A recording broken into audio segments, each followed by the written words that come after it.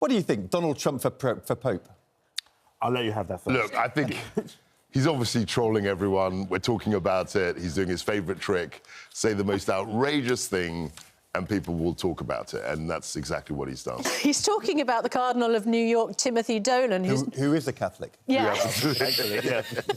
But he's not believed to be amongst the front runners. No. But I wonder if he might now be, whether in the conclave. No. Although in conclave, of course, he'll be saying to the Vatican, I'll do your deal, you know, on these tariffs, make my guy the Pope, I'll cut your tariffs, let's do the deal. Well, Trump as Pope would probably be the best thing to happen to atheism for possibly eternity. So it might be quite good for the global economy. If he's stopping American president when he Pope. He can make speeches every week. Yeah. I think the whole married and divorced 3 times doesn't quite necessarily fit into the Roman Catholic vibe, but I don't know. Look, rules have been amended. A bit of a hurdle, but even before the divorces. That's right.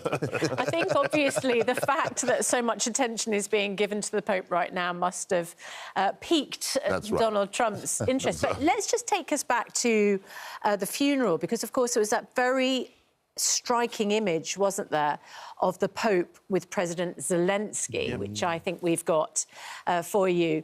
And, of course, we wondered what they had been talking about. It seems they were talking about a deal, and this morning, we understand they've got one. So, I mean, it's a breakthrough, isn't it, Kwasi? Yeah, look, I think the way in which they've handled this Ukraine talks has been very bizarre, because generally, if there's an agreement, the agreement gets published and you can discuss all the elements of it. Right. Whereas with the Trump administration, it's literally drip by drip. They're not actually saying what the whole deal is. They're sort of tantalising and playing with us and saying, OK, we've got this little bit, there'll be a deal on the minerals. We haven't seen the full shape of it. We don't know if it involves... I mean, it's basically Ukraine paying money to America. Yeah. That's what it seems. I don't think this is good news. I really feel sorry for the people of Ukraine, because what they have now, they've been effectively, and say something controversial, they've been led down the primrose path here, effectively to take on a rival of the Americans, pretty much almost via proxy for the Americans. They never knew they would have to be paying for this on this scale. So now, effectively, the great-great-great-grandchildren of the Ukrainians of today are going to be paying the Americans with their natural wealth. And making matters even worse, they are effectively going to... all that they're going to really benefit from this is pollution and poverty and a population that's going to flee as quickly as possible. And it's a very sad day for them. I don't My heart goes out agree to them. fully with you. I mean, clearly the Americans want to do a good deal for themselves. Of course. But at the same time, the Ukrainians didn't have the capital to exploit and develop the resources that are there. I mean, those resources have been there for decades. But that's why it goes out to tender, to bid, not to the person who's actually... not as a protection racket. So it's not right to say they don't get something out of it. They're getting actual foreign capital that's being invested in their country. I mean, fundamentally, is America going to be backing Ukraine in the war or the peace with an aggressive Putin or not? I'm not sure we still know the answer. So we don't know. That's my point about the deal. Even with the deal, we don't know. No, exactly. My point is that the deal is, generally, if you have an international agreement, the deal is done and you get to see all the elements at the same time. With this, there's still a lot. And if it secured peace, that would be a good deal. It would be, but with this, there's still a lot we don't know. Well, it's secured. So the nature of the peace. Who's going to underwrite the deal? Yeah, a senior Ukrainian official said the US will make direct financial contributions and may also provide new assistance, such as air defence systems for Ukraine. The word "may." That's right. So we don't know some heavy lifting there. Is this good for global security? Is this good for global geopolitics too? Because when you take a look at it right now, anybody, again, who's thinking that, OK, they're being encouraged effectively by the European Union or the Brits or the Americans effectively to get in some form of a contest with, say, some sort of adversarial state, we often go into these sort of situations believing that that we're giving these populations backing. Right now, anybody with any sense will be thinking that, look, a year, 2 years down the line, so the administration could change, and I could find that our great-grandchildren are paying for the mistakes. So look, sad news. I want to bring... Sorry. I want to bring viewers' attention back to something much closer to home, because we don't know the details of that deal, and that's obviously still to come. The reception yesterday at Buckingham Palace by the King, to thank people working to fight cancer, but also to literally embrace people with cancer. the King talking about his own personal experience battling cancer and the use of the inspiring words of Dame Deborah James, who died with bowel cancer, to live your life with rebellious hope. Kwasi, an extraordinary and remarkable event, an enormous comfort to people who are dealing with cancer, but so open of the King. Yeah, look, I think he's incredibly brave to talk publicly about his illness. And, you know, people like myself who are very interested in the royal family, been following them for decades, it's very rare. I can't think of a time, actually, when a monarch, you know, his mother never talked about her illnesses or any of the, you know, difficulties she was going through. It was very reserved. And I think for him to express his views about, you know, it's a terrible diagnosis for anyone. As he said, it's frightening and it is daunting. And for him to open up on that, I think is pretty remarkable and is a real credit to the way he wants to be a monarch. And I think it's a real human touch that people will greatly appreciate. Yeah, you've met the King, haven't you, Nels? Yeah, absolutely. Okay, best part a couple of months ago, at Clarence House, yes, absolutely. It was an absolute honour of an evening. I'm one of the judges on the Queen's Reading Room's medal, so there we go. Yes. Yeah, and how was he doing then? He seemed, in good spirits. He was lovely, he was working the room, he was in good spirits, he was speaking to everybody, he was cracking jokes. It was a very, very lovely evening, but that was, of course, principally Her Majesty the Queen's evening or so, and he was playing the wingman that evening or so, and he was backing her up, and it was a beautiful thing to be at.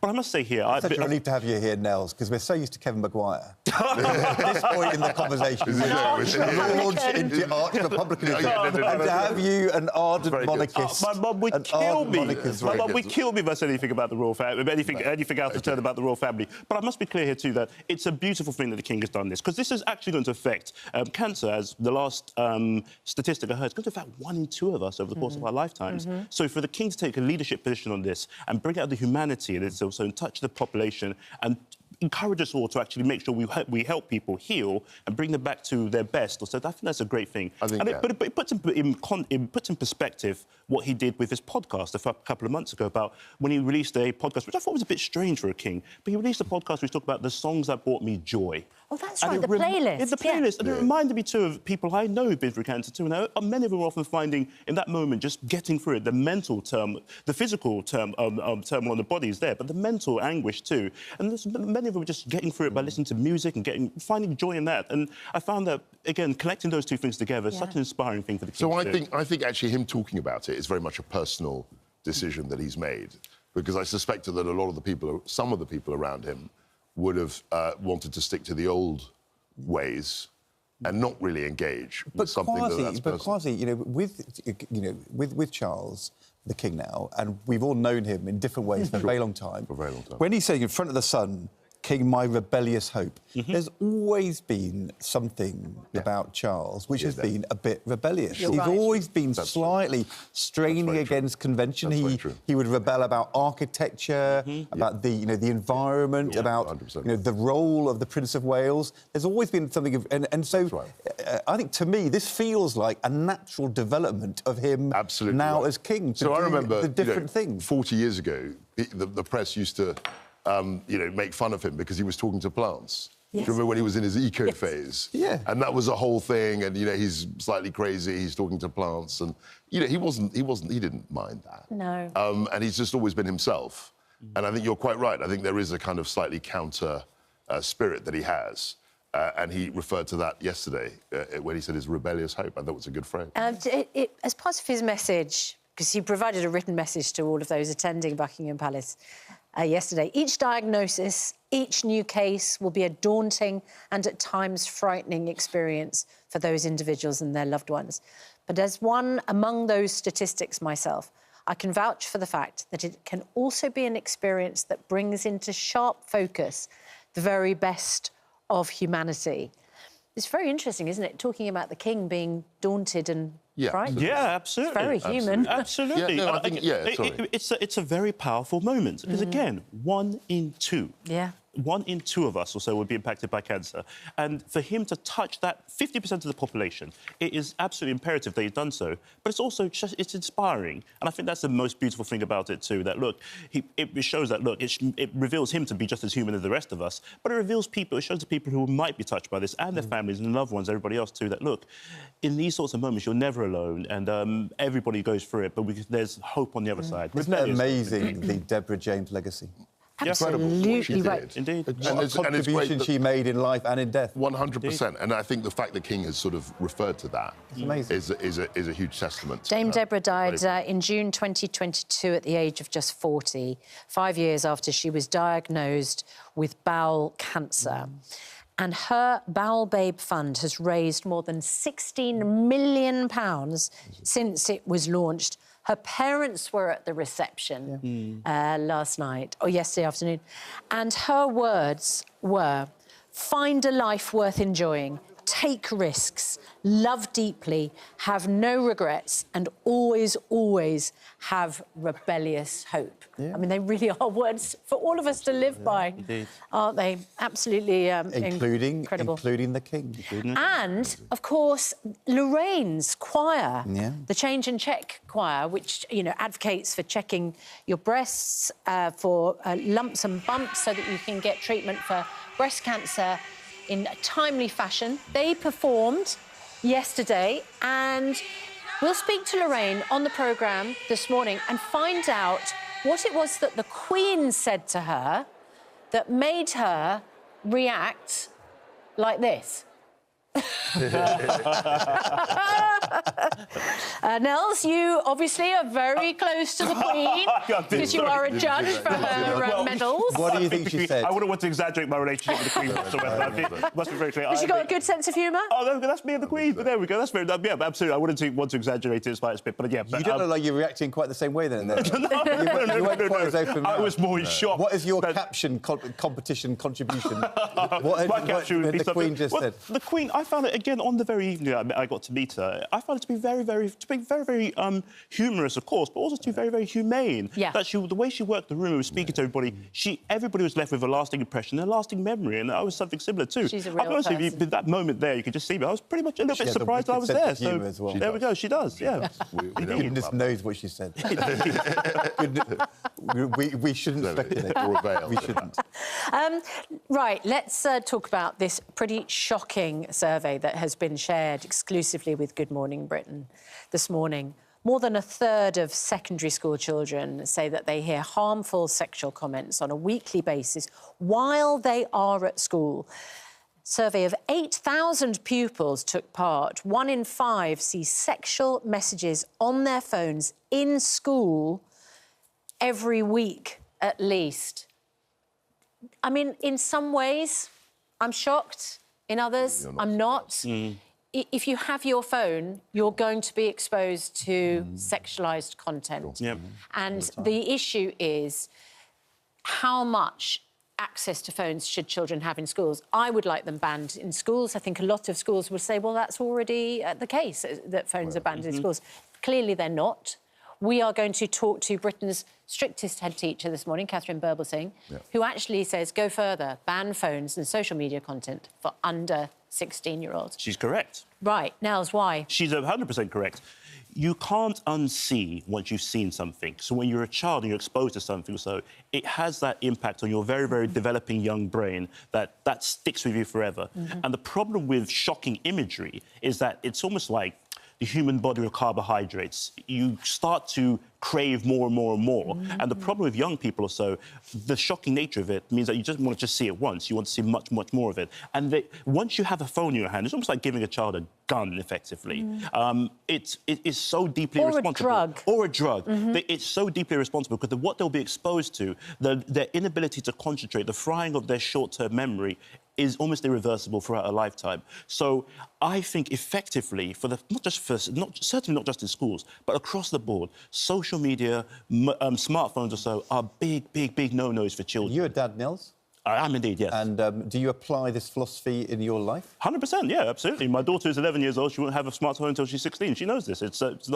Or access to any social media? No Snapchat? No, nothing. No, that's completely out of the question. Well, I mean, yeah, because she hasn't got a phone. Yeah. So now, she's 11 years old. Yep. A lot of parents hold out until the child goes to secondary school, so around 12. You get the brick. You'll get the brick, like an old-school Nokia, 3310 or something else like that. So the depth of games would be the Snake or something else like that. Yeah, so your daughter can phone to say, I'm held up at school, or I've missed the bus, or I've forgotten my PE kit, or whatever, but not the access to smartphones. Yeah, that's... Oh, I wish I'd been like that. Honestly. It's really hard, though, isn't it? Because it's effectively what you're saying, because, you know, the playground when we were young happened between 10:30 and 10:45 in the morning, or at lunchtime. Now the playground, where all those social interactions happens, goes on through the evening in kids' bedrooms or downstairs in the sitting room on their phones. And so if you say to your child that you're not going to have a smartphone, aren't you saying to them, you are not going to be in the playground with all their friends? Isn't that quite a tough thing to say? I think it is. I mean, just... By the way, I'm not saying you're wrong, but I'm sort of... No, I agree with Nels completely. I agree with you completely. Is it not fair on our kids to stop them being in the playground with their... What Nels says is absolutely right, because you've got access to content, and these are young teenagers, not even teenagers, some of them, with not just horrible sexualised content. I'm very concerned about the violence bullying, that people have access to. I mean, I've learned, obviously, having left Parliament, you know, I'm exposed to what's actually going on. And, you know, the kind of, people are seeing beheadings, 13-year-olds, 14-year-olds, really vicious, violent material. And as Nels says... Twitter X refuses to ban. Refuses to ban it. And as Nels says, once you've seen it, once a 13-year-old has seen a beheading or whatever it is, you can't unsee that. You're permanently affected and damaged by that. And I think this is something which... you know, government, people across politics, what have you, have not really kept up with it because, you know, we grew up in a different era. We did. And we don't really know what's going on out there. And I think that we've got to have a much tougher regime on content and also access to content. But I think the point I'm making is if you decide as a society we're going to do this, or even a school during the school... But I think it's quite tough. I respect what you're doing, but I think for a parent to say to their 12-year-old, you will not be with your friends in their social interaction at 7 in the evening, it's quite a tough thing to say. I mean, what would your... I'm not going to but your parenting kids. is tough. You have to make tough decisions. I'm sorry, I'd rather make the tough decisions now than be, say, 22 years old or so and have to apologise for not making the tough decisions also. So I think that the key thing here is that we have to recognise what the impact this is having. In my daughter's school, there have been fights in the playground over what happened on social media. And I think that's, again, this is part of the problem that we're seeing here. That this is very new technology to all of us, and it's transformed how all of us actually behave and everything else. Look, most of us also now will probably spend the best part, a good chunk of our day just staring into our small screen. Makes me feel sick. I do it, and I cannot stop myself doing it. They call it doom scrolling, don't they? That's because, and it's not necessarily because you're scrolling doom content. It's just that you can't stop yourself scrolling, and you feel a sense of doom about your behaviour. We're not saying ban it forever. We're just saying at 16. You know, and lots of things. I guess what I'm saying is I think there'll be loads of parents watching this programme, listening to what you're saying, Nels, and thinking, it's what I'd like to do, but I just don't think I could. I mean, I certainly know, you know, in our family's case, our oldest daughter was, had access before we understood. And by the time you then get to the younger kids, if you've done it for the older kids, very hard to change your mind. There'll be loads of parents who would like to do what you're doing, and they'll think, can I? I must be. I'm not a model parent by any means whatsoever. I feel, I'm not. But I do think in relation to this, you have to have a very, very clear mind. It is so much danger to children, and as Kwesi pointed out, to see some of the things that you see, or because these are the things that we do see in terms of social media. Then you've got things such as WhatsApp and what's being forwarded to them on depositing their phone on an ongoing basis, which can be even more disastrous. So the idea with it, once again, has to become 16 years old. You at that stage, mentally, everything else, to be able to understand the implications of things what it is, cope with the other end of it. But horrendous images that a 13-year-old can never unsee. Yeah. We've got to stop that. The report showed almost a third of children have seen porn, and the average age of first seeing pornography is 12. Yeah. It's absolutely shocking, isn't it? I mean, it would be great to know for viewers this morning watching the programme if there are many people, many of you, who feel that you can do what Nels has done, and if it's hard, then why is it hard, and what can schools and society do to support parents who want to follow the example you're setting? But I must point out, too, there's many other tools that you can use. So my daughter has just started walking to school. Just started walking school in the final term of primary school. And sorry, Nene, I don't want to put your business out there, but there's a tag in her bag, and she knows that too, so I know where she is at any given time. Yes, so I have an indication, I can monitor. She walks there, she walks back. But I understand it, that you want to know where your children are at any given time, but go back to 2001 technology, get the old school Nokia, no picture phone or anything else, and I'm going to do that, Nels. I think that's... I'm going to get an all-star phone. Yeah, but for you... Yes. Forget the kids. Oh, my goodness. I'm afraid once they get to 19, 21 and 23, you have very limited influence over their behaviour. That ship has well and truly sailed. It really has. Can we just finish by talking about how we've got to week 8 of the Birmingham bin strike? Wow. Birmingham, one of those councils not up for local election, and, of course, we're not talking about councils where there are elections. But... this is a really disgusting situation for the residents. And this morning we're talking to a remarkable volunteer from the Birmingham Mosque. His name's Rashid Campbell. And he goes round litter picking because the unions are obviously still on strike. And, in fact, it looks like it's just got worse because we found out... the unions pointed out that the drivers had just been told they're going to get a pay cut as well. I mean, Kwasi, amazing that volunteers are stepping in to try and fix this. And I think a lot of residents must feel utterly beside themselves. It is the hottest day of the year so far. I mean, that's the point I was going to make. I mean, having a strike, in the winter months, I mean, it's always bad. But as, temperatures are getting much warmer, it must be horrible for the residents to live. And I don't know the details of this. I don't know how we got into this situation. But it seems to me that the people who are responsible, the council leaders, should try and resolve this pretty quickly. Yep. And they're very lucky, actually, that they don't have... I know we can't talk about elections, but they don't have those elections because I'm sure they'd have been all turfed out because this is a complete... dereliction of duty as far as the local council is concerned. So volunteers stepping in to pick up the rubbish, I think that was a Cameronian idea or so. The big society. The big society. So you guys get what you wanted. But I think that the key issue that we're dealing with here is that first of all, respect to the dustbin men and women, respect to dustbin men and women in particular. That's a very harsh working class job, and they do pretty much a job that most people wouldn't be able to do, and most people frankly don't want to do. Pay progression for most people becomes in the form of promotion or moving from one job to another job. But when it comes to these guys, pay progression comes principally in the form of inflation increases. So they get pay in line with inflation, maybe inflation plus 1% or something else like that. The problem with it is that in years in which the council might say that they can't afford that inflation, they can't afford to meet that also, that's effectively a pay cut for them. Yeah. So what they're estimating is that over the course of their careers, one dustbin man said that over the course of his career, he's expected to lose about £140-something thousand, £140-something thousand or so as a result of not getting pay progression. Yeah. And I can understand that. We must stand and respect them to stand up, and they're doing a strong job. It's literally dirty work, isn't it? And at the moment, volunteers are stepping in to do it. And, we haven't had these strikes before, so something's clearly gone wrong. Yeah, well, And we will talk to the leader of Unite, Sharon Graham, because she says she's going to step in to personally lead the negotiations which are taking place at ACAS today.